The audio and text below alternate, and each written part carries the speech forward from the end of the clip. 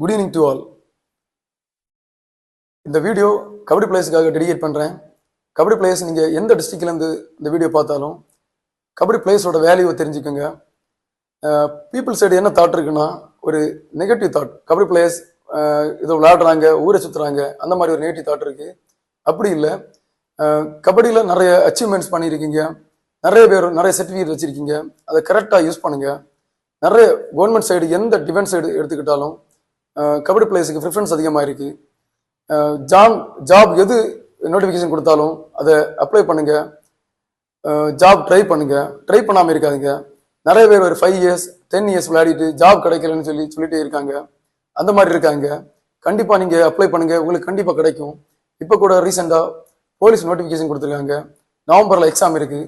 நல்லா படிங்க, ட்ரை பண்ணுங்கள். ப்ரொஃபஷனல் பிளேயராக இருந்தால் நீங்கள் ஒரு நெக்ஸ்ட் லெவல், அடுத்தடுத்த லெவல் அச்சீவ் பண்ணுங்கள். ஒரு நேஷனல் லெவல், ஒரு ஏசியன் லெவல், வேர்ல்டு சாம்பியன்ஷிப், இந்த மாதிரி ட்ரை பண்ணுங்கள். கண்டிப்பாக ட்ரை பண்ணுங்கள், உங்களுக்கு ஜாப் கண்டிப்பாக கிடைக்கும். ஸ்போர்ட்ஸ் கோட்டாலையும் ட்ரை பண்ணுங்கள், நார்மல் கோட்டாலையும் ட்ரை பண்ணுங்கள். ட்ரை பண்ணாமல் மட்டும் இருக்காதுங்க. Thank you so much.